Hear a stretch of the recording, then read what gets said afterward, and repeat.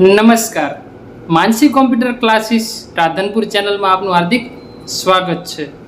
અને ફરી એક વખત આપણે એક નવો ટોપિક, નવો વિડીયો લઈને આવી ગયા છીએ. તો પહેલાં તમે હોમ મેનુ અને ઇન્સર્ટ જે તમે શીખ્યા હશો, તો આજે પણ ઇન્સર્ટનો એક આપણે ત્રીજો ભાગ શીખવાનો છે. તો જલ્દીથી જલ્દી તમે આ વિડીયો જોઈ લો અને કોમ્પ્યુટર તમે શીખો અને પ્રેક્ટિસ કરો. અને હા, વિડીયાને તમે શેર કરવાનું ના ભૂલશો. વિડીયાને શેર અને અમારી આ માનસી કોમ્પ્યુટર ક્લાસ રાધનપુર યુટ્યુબ ચેનલને સબસ્ક્રાઈબર કરવાનું ના ભૂલશો.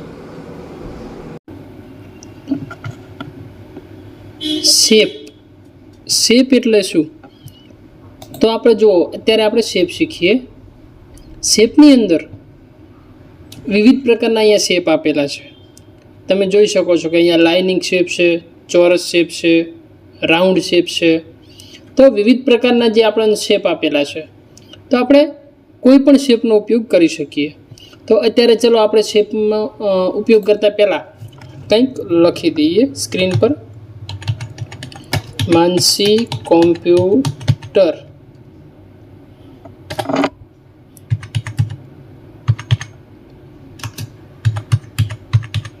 માનસી કોમ્પ્યુટર 96 387 39 84. આ રીતે મેં અમારા સેન્ટરનું નામ લખી દીધું છે અને કોન્ટેક્ટ નંબર પણ લખી દીધો છે. હવે આપણે શેપનો ઉપયોગ કરીએ કે અહીંયાથી કોઈ પણ શેપ આપણે લઈ શકીએ. તો અત્યારે હું રાઉન્ડ શેપ લઈ લઉં છું, ગોળ, અને માઉસ વડે હું શેપ દોરી દઉં છું. તો આ રીતે આપણને અત્યારે વ્હાઇટ કલરનો શેપ મળે છે. તો શેપને કલર આપવા માટે અહીંયાથી આપણને વિવિધ પ્રકારના કલર અને બોર્ડર મળે છે. તો જેની અંદર હું અત્યારે કેસરી કલર લઈ લઉં છું. અહીંયાથી છે શેપ ફિલ એટલે કોઈ પણ તમે બીજો એક કલર લઈ શકો છો શેપને. અહીંયાથી આ લાલ કલર છે, રેડ, અહીંયાથી પીળો colour, green colour, blue colour, જે કલર તમને પસંદ આવે એ કલર તમે રાખી શકશો. ત્યારબાદ શેપ આઉટલાઇન એટલે કે શેપની આઉટલાઇન જે બોર્ડર છે, બોર્ડરને કલર આપવા માટે. તો અહીંયાથી તમે બોર્ડરને જે તમારે કલર આપવો હોય એ બોર્ડરને કલર તમે આપી શકો છો. ચેન્જ શેપ એટલે કે શેપ અત્યારે જે આપણે રાઉન્ડ શેપ લીધો છે, ગોળ, એને તમે ચેન્જ કરી શકો છો. અહીંયાથી ચલો આપણે ચોરસ કરી દઈએ, તો શેપ આપણો ચોરસ થઈ જશે. ચલો, શેપ તો આપણને મળ્યો છે, પણ શેપની પાછળ જે માનસી કોમ્પ્યુટર અને કોન્ટેક્ટ નંબર 96 387 39 84 જે લખેલો હતો એ અત્યારે આપણને દેખાતો નથી. કેમ કે શેપની પાછળ છે, એટલે કે શેપની બેક ભાગમાં છે. તો એને ફ્રન્ટ કરવા માટે તો આપણે પહેલાં શેપને ક્લિક કરીશું, શેપ ઉપર, અને શેપ ઉપર ક્લિક કર્યા બાદ સેન્ડ ટુ બેક અને ટ્રેક સ્વેપિંગ અને બ્રિંગ ટુ ફ્રન્ટ આ ઓપ્શન આપેલા છે. તો આપણે જોઈએ કે સેન્ડ ટુ બેક એના ઉપર ક્લિક આપીશું અને ત્યાં સેન્ડ બિહાઇન્ડ ટેક્સ આ રીતે જે ત્રીજા નંબરનો ઓપ્શન છે એના ઉપર આપણે માઉસથી ક્લિક આપીશું. તો માનસી કોમ્પ્યુટર અને કોન્ટેક્ટ નંબર 96 387 39 84 શેપના ફ્રન્ટ ભાગમાં આપણને જોવા મળશે. શેપને તમે વિવિધ પ્રકારે જગ્યામાં ખસેડી પણ શકો છો અને શેપને નાના મોટી પણ સાઈઝ તમે આપી શકો છો. ત્યારબાદ શેડો ઇફેક્ટ એટલે કે શેપનો પડછાયો, શેપના પાછળના ભાગમાં પડછાયો આપવા માટે. જો અહીંયા વિવિધ પ્રકાર છે, ઉપરના ભાગમાં, ડાબી બાજુ, જમણી બાજુ, નીચે. તો જે પ્રકારે તમને પસંદ આવે એ રીતે શેપનો તમે શેડો રાખી શકો છો. શેડોને ફેરવવા માટે 3D ઇફેક્ટ, જે આપણે શેપ લીધેલ છે એ શેપને 3D ઇફેક્ટ આપવા માટે અહીંયાથી આપણે 3D ઇફેક્ટનો ઉપયોગ કરીશું. પોઝિશન એટલે શેપની જે જગ્યા છે એને ચેન્જ કરવા માટે આપણે અહીંયા પોઝિશનનો ઉપયોગ કરીશું. બ્રિંગ ટુ ફ્રન્ટ શેપને ઉપર લાવવા માટે. તો શેપને આપણે ઉપર લાવવા માટે bring to front of tax કરીશું. તો શેપ ઉપરની તરફ આવી જશે અને સેન્ડ ટુ બેકની અંદર સેન્ડ બિહાઇન્ડ ટેક્સ કરીશું તો શેપ ટેક્સની પાછળ જશે. ટ્રેક્સ રેપિંગ એટલે શું? ટ્રેક્સ રેપિંગથી આપણે વિવિધ પ્રકારે અલગ અલગ ઇફેક્ટો કરી શકીએ છીએ. જેમ કે ટ્રેક્સ રેપિંગ અહીંયાથી તમે સ્ક્વેર કરશો તો તમે જોઈ શકો છો કે જે માનસિક કોમ્પ્યુટર લખેલ છે એની ઉપર તમે શેપને રાખી શકશો નહીં.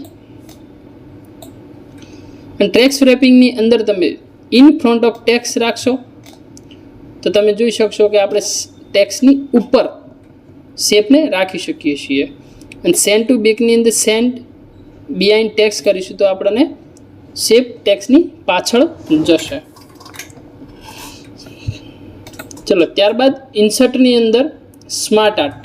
સ્માર્ટ આર્ટ એક એન્જિનિયરિંગ વર્કિંગ માટેનું સોફ્ટવેર જે છે એની અંદર આ સ્માર્ટ આર્ટ કામ લાગે છે. અને જે વિદ્યાર્થીઓ ધોરણ 10ની અંદર વિજ્ઞાન વિષય જે ભણ્યા હશે એની અંદર પણ અહીંયાથી સ્માર્ટ આર્ટનો ઉપયોગ એમણે કર્યો હશે. સ્માર્ટ આર્ટની અંદર તમે જોઈ શકો છો કે અહીંયાથી વિવિધ પ્રકારના જે આપણને આકૃતિઓ દેખાય છે એની અંદર ચલો અત્યારે હું આ આકૃતિ લઉં છું જેની અંદર વિદ્યાર્થીઓ આ આકૃતિ ભણી ચૂક્યા હશે.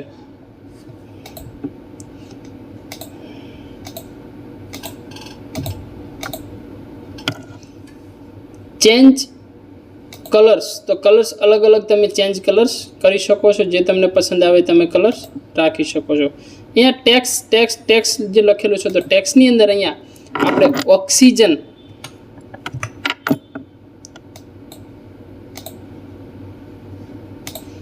ઓક્સિજન કેટલા પ્રમાણમાં છે એ તમે અહીંયાથી લખી શકશો.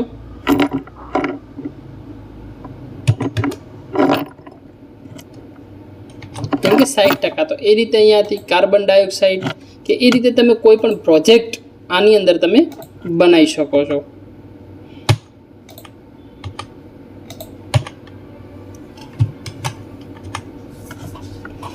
ત્યારબાદ ઇન્સર્ટની અંદર ચાર્ટ એટલે કે આલેખ બનાવવા માટે આપણે ચાર્ટનો ઉપયોગ કરીશું. તો અહીંયાથી કોલમ્સની અંદર જે ફર્સ્ટ નંબરનો જે આલેખ છે એનો આપણે ઉપયોગ કરીશું. જેવી રીતે આપણે આલેખનો ઉપયોગ કરીશું તો તરત જ એક્સેલ બાજુમાં ખુલી જશે. આ રીતે હવે જે તમે સ્પર્ધાત્મક પરીક્ષાઓ અથવા તો ધોરણ 10ની અંદર તમે જે પરીક્ષાઓ આપતા હશો તેની અંદર કોઈ માહિતી તમે ભરો અને માહિતી પ્રમાણે આલેખ દોરવાનો હોય છે. તો એ જ રીતે અહીંયા બાજુમાં જે એક્સેલ આપણું જે ખુલ્યું છે તો એક્સેલની અંદર પહેલાં તમારે એની માહિતી ભરવાની થશે અને એ માહિતી આધારિત બાજુમાં એક્સેલ કામ કરશે. જેવી રીતે કે અહીંયા કેટેગરી 1ની અંદર 4.3, 2.4 અને 2 એ રીતે સિરીઝ 1, સિરીઝ 2, સિરીઝ 3 આપેલી છે. તો અહીંયા બાજુમાં એક્સેલ પણ એ જ રીતે વર્ક કરે છે. ચલો અહીંયાથી આપણે રાખી દઈએ કે ધોરણ 10ના જે વિદ્યાર્થી છે એમને ફર્સ્ટ નંબર, સેકન્ડ નંબર અને થર્ડ નંબર આવે છે. તો ફર્સ્ટ નંબરને ચલો 95% આવે છે, સેકન્ડ નંબરને 90% આવે છે અને જે થર્ડ વિદ્યાર્થી જે છે એમને 85% આવે છે. તો તમે બાજુમાં એક્સેલમાં જોઈ શકો છો કે 10મા ધોરણના વિદ્યાર્થીને એ પ્રમાણે અહીંયાથી 95, 90 અને 85 એ રીતે ટકાવારી પ્રમાણે આલેખ દોરાય છે.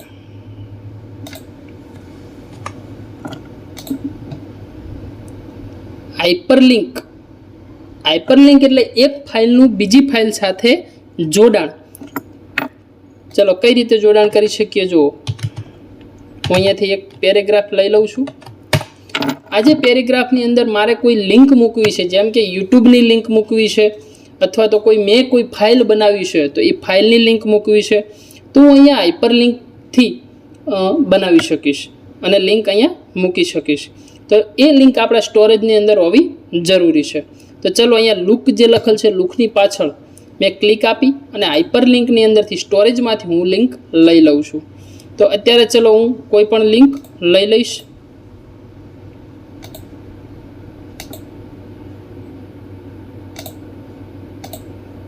આ લિંક લીધી. હવે લિંકને ઓપન કરવા માટે શું કરીશ?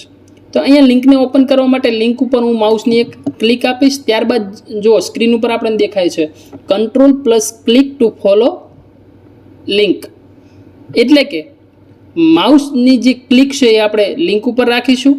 ત્યારબાદ અહીંયા આપણે માઉસની કીબોર્ડની અંદર કંટ્રોલ દબાવીશું અને માઉસની એક ક્લિક આપીશું. અહીંયાથી ચાલો યસ કરીશું એટલે આપણને આ રીતે આપણી જે ફાઇલ છે એ ફાઇલ આપણી ખુલી જશે.